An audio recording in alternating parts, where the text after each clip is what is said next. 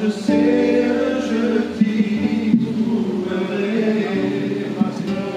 Je veux entrer dans ta présence,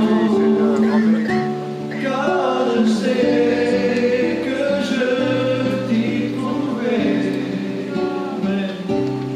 Sans ta présence, sans ta gloire, je n'arriverai pas à marcher. J'ai besoin de toi. Sans ta présence, sans moi, je n'y arriverai pas à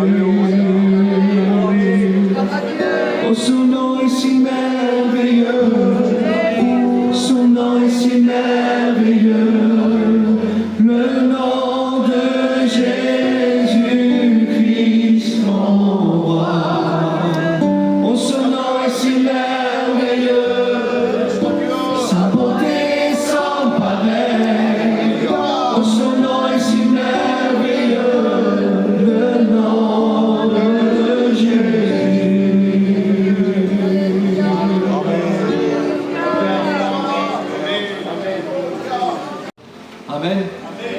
Merci Seigneur. On est bien ce matin? Hein? Il n'y a plus d'heure. Regardez l'heure. Je ne vais pas rester des heures à vous prêcher. Mais j'ai un mot sur mon cœur. Et je veux pas de tout mon cœur. Ce que nous voulons, ce n'est pas que des belles prédications, que des bons messagers. On veut que Dieu nous parle. Amen. Et ça, c'est la réunion de Jésus. Et je crois de tout mon cœur que moi, je ne vous connais pas. Je ne connais pas vous, mais je sais une chose, c'est que je vous aime. Amen. Il y a des endroits où on va, dans chaque endroit où on peut aller, et là, ça me plaît beaucoup. Je me sens chez moi. Alors si je suis chez moi, je sens cette liberté de pouvoir vous parler. C'est comme si je parlerais à mon cousin, je parlerais à ma tante, je parlerais à mon oncle, dans cette liberté-là, mais dans le Seigneur.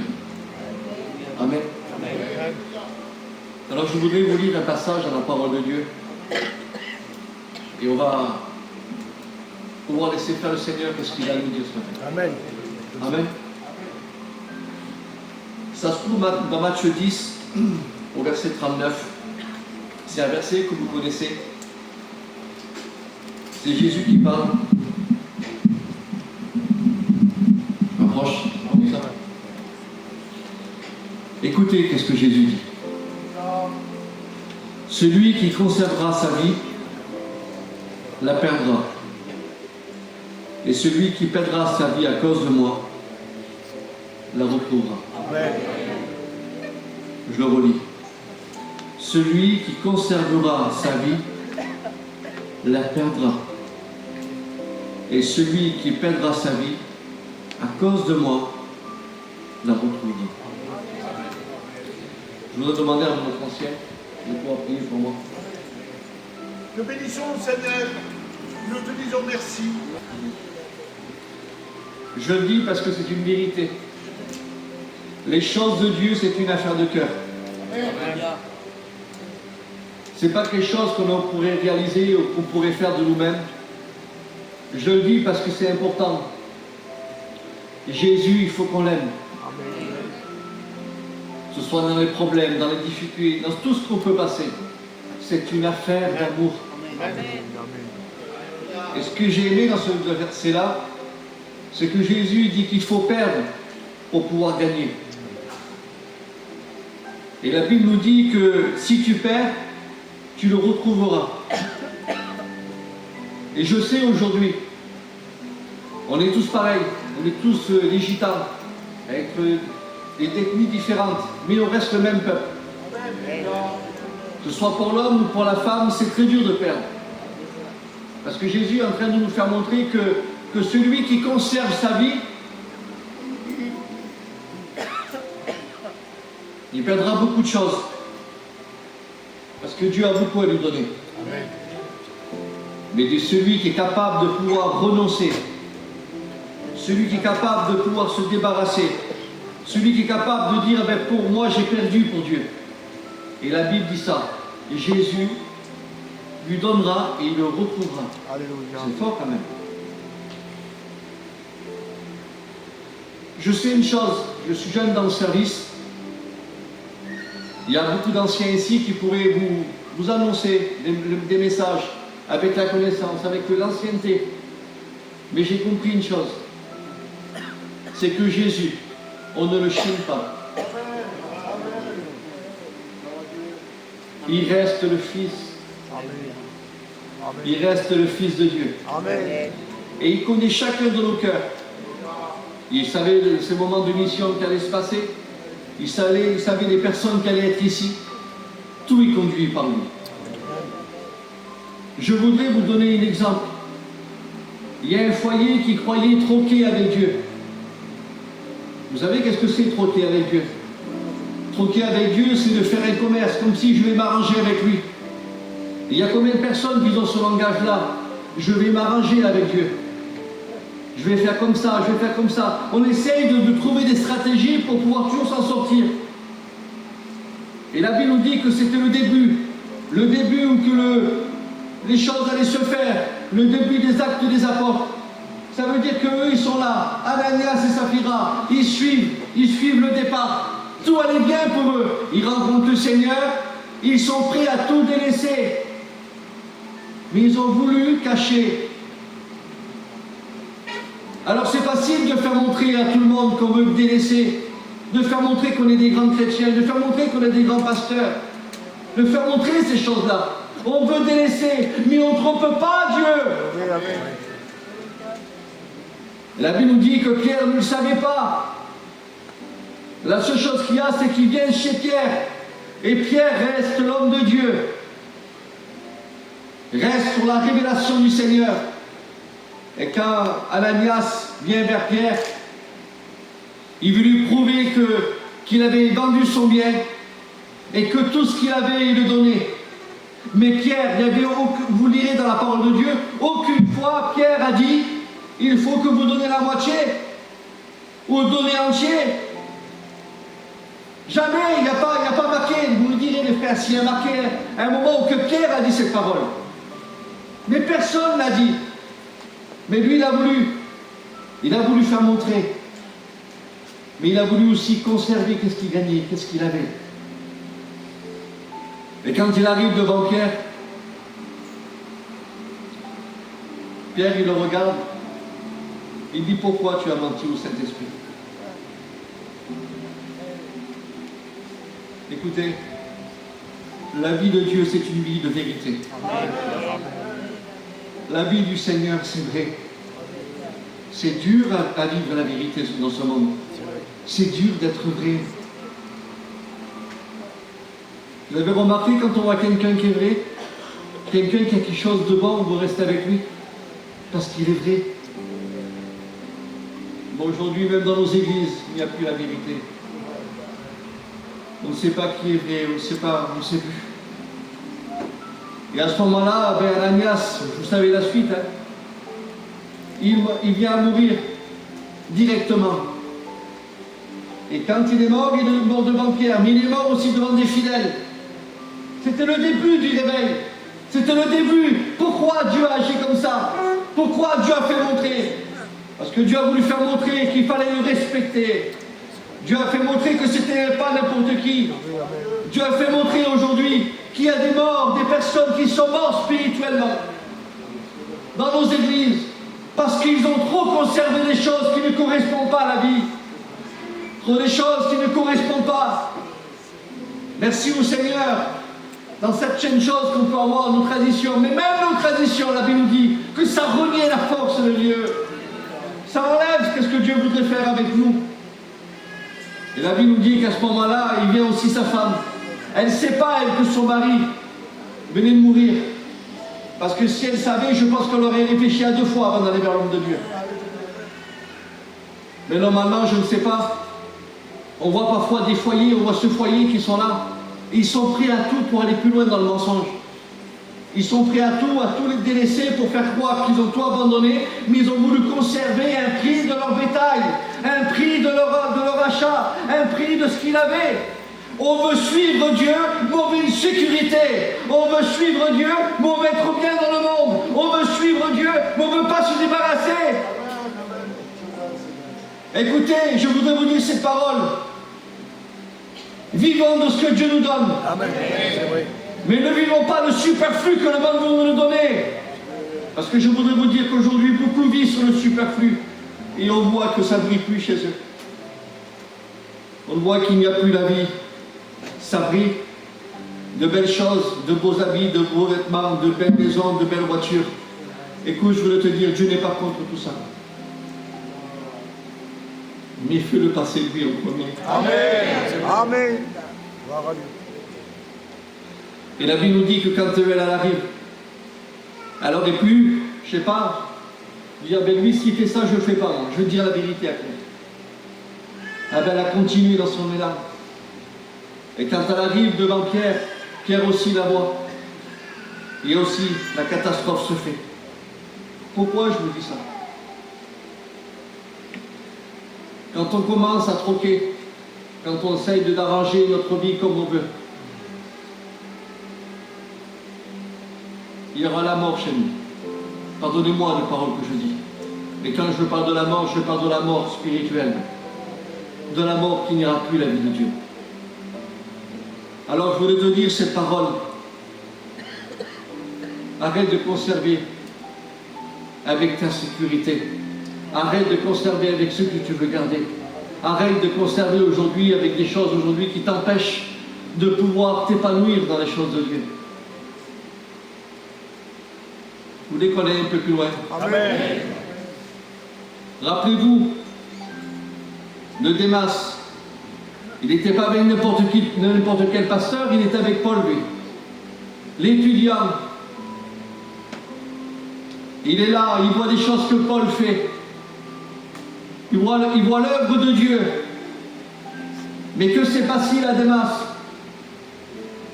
Où ses regards sont portés? Qu'est-ce qu'il a voulu conserver encore plus davantage dans sa vie?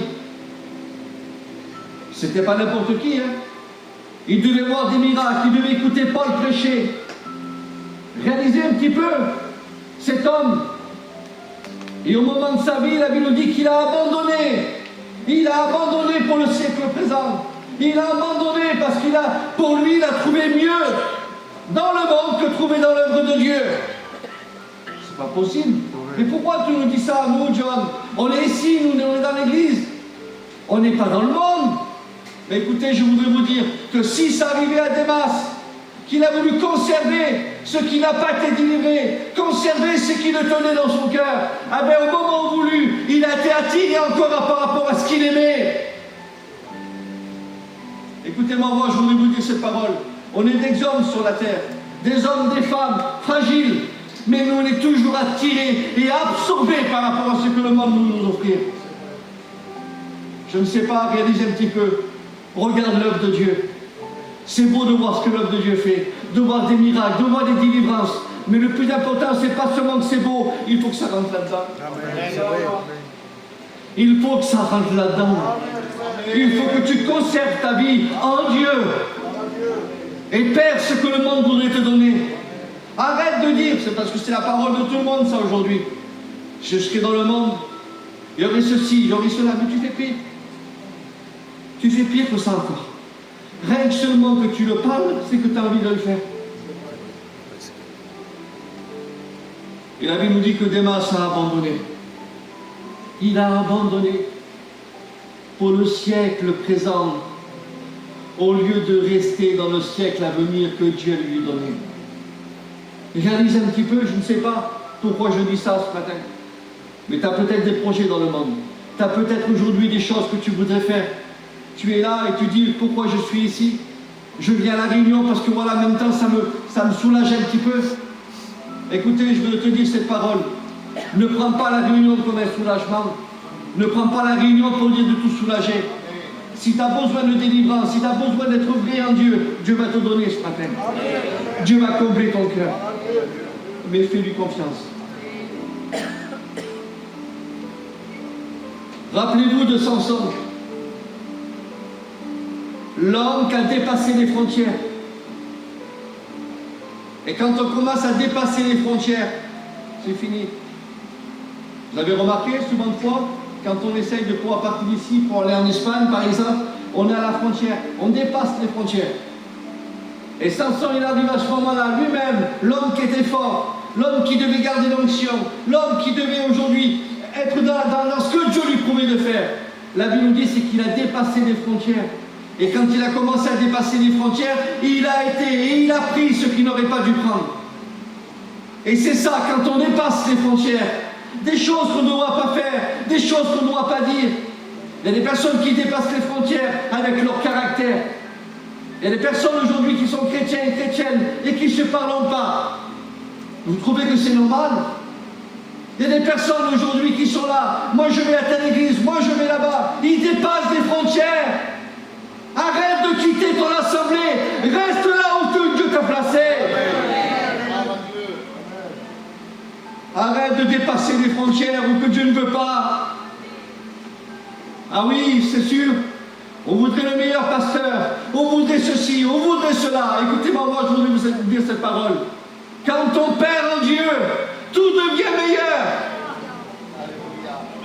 Je le dis, je le redis. Quand on perd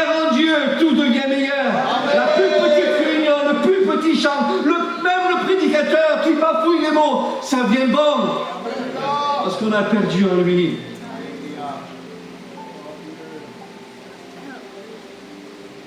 Vous savez, la chute de Samson. Écoute, je voudrais te lire ces paroles. Tu n'es pas au bon endroit ce matin pour que tu réussisses dans le monde. Et tu es au bon endroit ici pour réussir ta vie. Tu vas dire, mais pourquoi John tu dis ça? Écoutez, moi je ne vous connais pas. Si vous voulez me taper après la réunion, vous me taperez, c'est pas grave. Mais je voulais te dire cette parole. Si tu conserves ta vie encore avec ce manque de pardon, tu ne pourras pas vivre. Si tu restes aussi avec l'indifférence, vous savez qu'est-ce que c'est l'indifférence? C'est qu'on n'est pas pareil. Dans notre peuple, que ce soit voyageur, que ce soit Rome, que ce soit Cinto, catalan, yéniche, espagnol, il y a de l'indifférence. Si tu ne fais pas partie du même tribu, de la même famille, je te dis bonjour, mais un peu comme ça. Mais est-ce que vous trouvez que c'est beau de l'indifférence? Pardonnez-moi. De l'indifférence, c'est conserver encore des choses qui ne sont pas bonnes. Écoutez, moi je vais vous expliquer une petite expérience. Quand j'étais petit, parce que j'étais noir, vous avez vu comme je suis mal de peau. Rigolez pas parce qu'il y en a pas mal.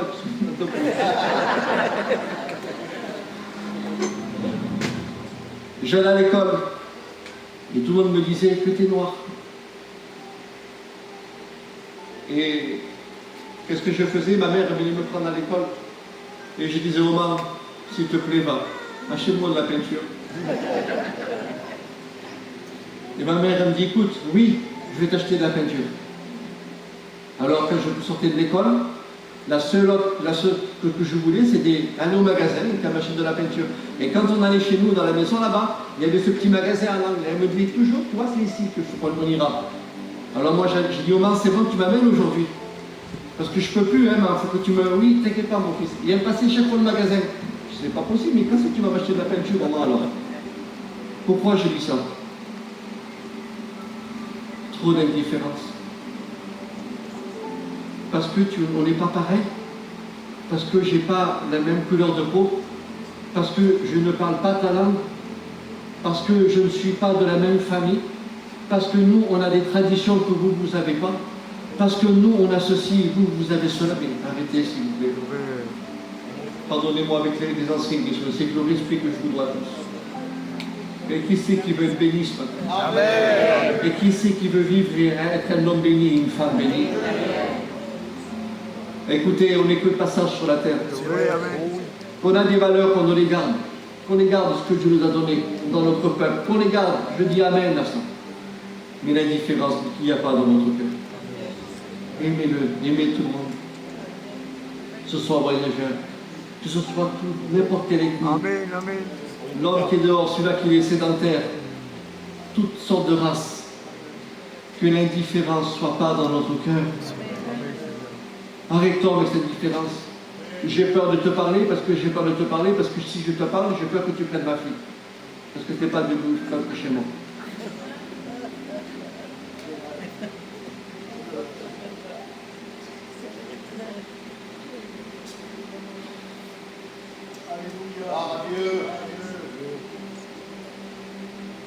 Vous les connaissez un peu plus loin ensemble? Je suis en la présence de Dieu ce matin. Écoutez, il y a des personnages dans la parole de Dieu qui n'ont pas voulu conserver leur vie, mais ils ont voulu plaire à Dieu. Et je le crois de tout mon cœur que ces 2 jours de mission, c'est pourquoi qu'on est ici. C'est parce qu'on veut lui plaire. C'est parce qu'on veut vivre pour lui. Écoutez, moi j'en ai marre, c'est pas pour vous. Mais si je suis ici, écoutez, encore un pasteur prêcher et me dire, ah c'était beau, hein. Et rester dans les points, et après avec le... Non, écoutez, c'est pas ça l'évangile. Il faut que ça rentre là-dedans. Il faut que ça se passe ici. C'est une affaire de cœur. Rappelez-vous d'Abraham. Rappelez-vous d'Abraham. La Bible nous dit que quand il a écouté Dieu lui parler, qu'il lui a promis qu'est-ce que Dieu allait faire avec lui, ah ben, il a été prêt à tout abandonner, tout délaisser. Il a tout perdu parce qu'il savait que Dieu avait promis quelque chose pour lui. Écoutez, je voudrais vous dire que ça a dû lui coûter à Abraham de pouvoir partir, de pouvoir délaisser, de pouvoir tout abandonner. Mais quand il a su que Dieu lui a dit qu'il allait lui donner un fils, parce qu'il n'avait pas d'enfant, Abraham, il savait que s'il quittait tout, il avait ce qu'il voulait. Alors je voulais te dire cette parole. Si tu ne conserves plus ta vie, Dieu te promet autre chose pour combler ce vide. Parce que conserver ta vie, pour Dieu, c'est du vide, ça. Ça ne correspond à rien. Mais lui a te donné des choses nouvelles, des choses vraies, une évangile vrai, quelque chose de pur, quelque chose de réel. Rappelez-vous qu'est-ce qu'Abraham a fait. Il est appelé le père de la foi. Ah oui, Seigneur, un homme de foi, une femme de foi, ça se voit. Pas parce qu'il prêche bien, pas parce qu'il chante bien, mais ça se voit. Dans chaque situation, il sait comment agir. Il sait comment faire. Il ne va pas crier, il ne va pas pleurer, mais il va parler avec son Dieu. Et il va trouver la solution à travers Dieu. Écoute, je voudrais te dire, si tu as la foi seulement qu'à la réunion, si tu as la foi seulement quand tu es ici, ça ne fonctionnera pas. Mais la foi, c'est dehors qu'il faut que tu lances. La foi pour combattre devant ta famille, la foi pour combattre devant ton mari qui n'est pas chrétien, la foi tu dois l'avoir aussi dehors. Alors Abraham, il était celui qui était capable, parce qu'il n'a pas conservé, il a perdu pour pouvoir garder et pouvoir retrouver Dieu. Rappelez-vous aussi de Moïse. À cause qu'il est resté obéissant, la Bible nous dit que c'est... Vous croyez que c'est quoi? Vous croyez que c'est Moïse qui a ouvert la mer? C'est Dieu qui a ouvert la mer. Mais à cause qu'il est resté obéissant, à cause qu'il a su à pouvoir pas conserver qu'est-ce qu'il avait, il n'a plus voulu être le Moïse d'Égypte. Il a voulu être le Moïse de la montagne du mont Sinaï. Il a voulu être l'homme de Dieu choisi par Dieu. Et la Bible nous dit que quand Moïse allait, il est accompagné de miracles. Écoute, je voulais te dire cette parole, mon frère, ma soeur, là où tu es, à Port-de-Boucle, là, tu es une personne que si toi tu le veux, si tu marches dans l'obéissance que Dieu te demande, tu produiras des miracles chez toi. Amen. Et des miracles t'accompagneront. Mais est-ce que tu le crois, ça? Est-ce que c'est des choses que c'est marqué et que c'est pas fait? Non, je veux te dire oui, des miracles vont se faire. Mais il faut que tu croies. Mais arrête de conserver. Arrête. Je vais finir par ça. Je l'ai dit, je n'ai pas été long. Il y a un homme dans la Bible que lui, il n'est pas cité comme un grand héros, mais il est cité dans la parole de Dieu comme un homme intègre. Il s'appelle Naboth. La Bible nous dit que Naboth avait un terrain que ses parents lui avaient donné, un héritage qu'il avait. Et le roi Akab voulait de ce terrain. Il voulait rentrer dans ce terrain. Et il voulait faire de ce terrain-là un terrain de potager. Et la Bible nous dit que lui, il a tout fait pour ne pas donner ce terrain et ni le vendre. Et ce roi Akab avait fait tout pour avoir ce terrain. Vous le savez de qui, le roi Akab, de qui je vous parlais. Je voudrais vous parler du diable, qui fera tout pour prendre le terrain que Dieu a mis dans notre cœur. Toutes ces valeurs que le Seigneur a déposées dans notre vie. Et il fera tout pour en faire un terrain de potager. Qu'est-ce que tu sais quoi le terrain de potager, John? Écoutez, la seule pensée que je peux vous dire, le potager, c'est l'équilibre aujourd'hui. On veut faire des régimes. Tout le monde veut faire des régimes aujourd'hui. Il y a des chrétiens aussi qui font des régimes aujourd'hui. De temps en temps, ils viennent à la réunion. On vient parce que c'est une mission.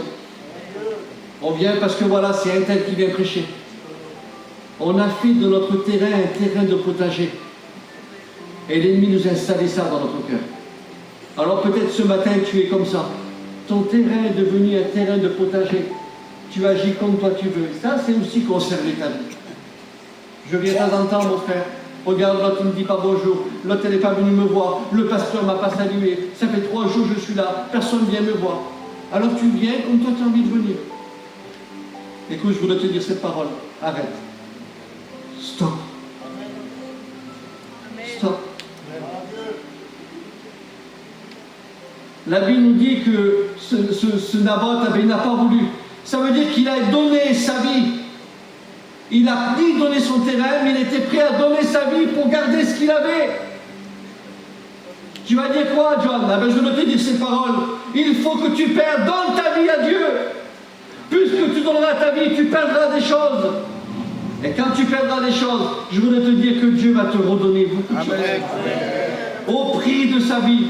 Ça veut dire que même que ce roi Akab a voulu, il a eu le terrain, parce qu'il a au prix de sa mort. Mais pas une fois Naboth, il a dit de sa bouche, je te le donne.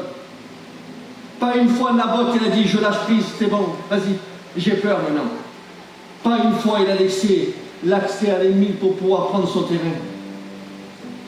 Écoute, je voudrais te dire cette parole et je finirai par ça.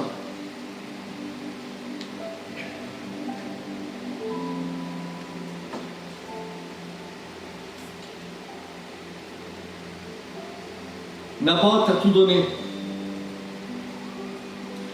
Mais Jésus à la croix, il a tout fait pour toi. Amen. Amen. C'est vrai. Jésus à la croix était le plus grand exemple qu'il peut avoir. Il s'est donné pour toi. Quand il était dans le jardin de Gethsémane, qu'il était en train de souffrir pour l'humanité, il voyait l'église de Port-de-Bouc. Et il disait, c'est pour eux que je le fais. Alors je dis, qu'est-ce que Dieu a mis dans mon cœur? Vous avez vu qu'il y a des réunions qui ne sont pas les mêmes, et je le sens dans mon cœur. Dieu voudrait te retrouver ce matin. Dieu voudrait te reprendre dans ses bras. Alléluia. Dieu voudrait te dire aujourd'hui qu'il est temps que tu arrêtes de conserver ce que le monde voudrait te donner. Conserver aujourd'hui ce que toi tu as. Peut-être des colères, peut-être des choses, je ne sais pas moi. Je ne voudrais pas rémunérer beaucoup de choses ce matin. Mais toi tu sais qu'est-ce qui te fait mal. Mais Jésus voudrait te retrouver. Il voudrait te restaurer. Il voudrait recommencer une nouvelle histoire avec toi. Est-ce que tu es prêt à perdre pour pouvoir gagner? Est-ce que tu es prêt à perdre malgré qu'on t'a fait du mal? Est-ce que tu es prêt à perdre? Vous voulez qu'on compte nos offrandes, s'il vous plaît?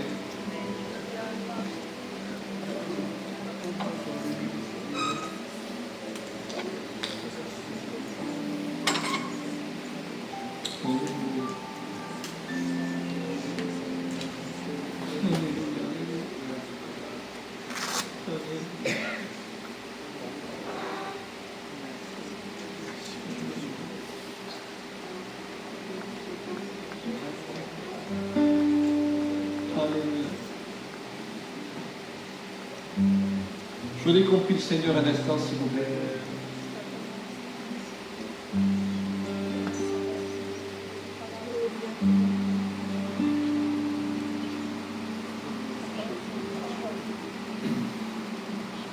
Comme ma vie,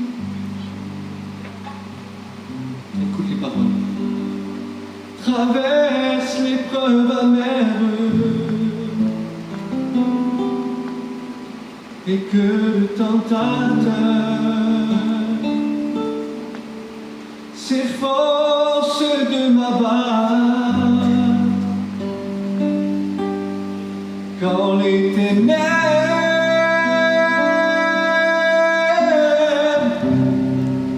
surviennent sur mon chemin. Oui, Seigneur. Jésus vient avec sa grâce particulière. Alléluia. Gloire à Dieu.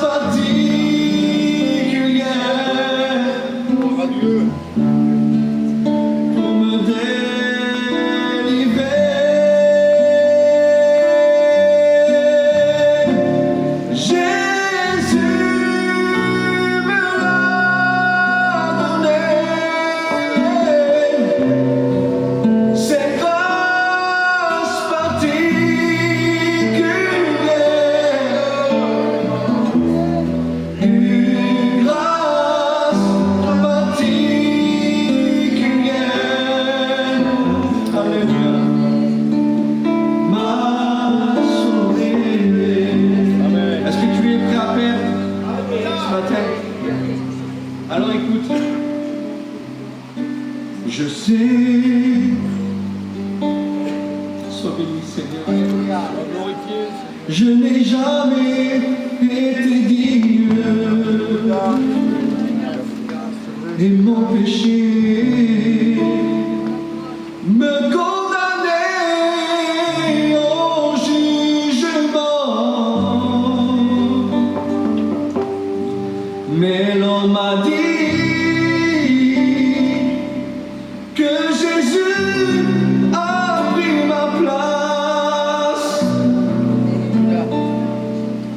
sur le calvaire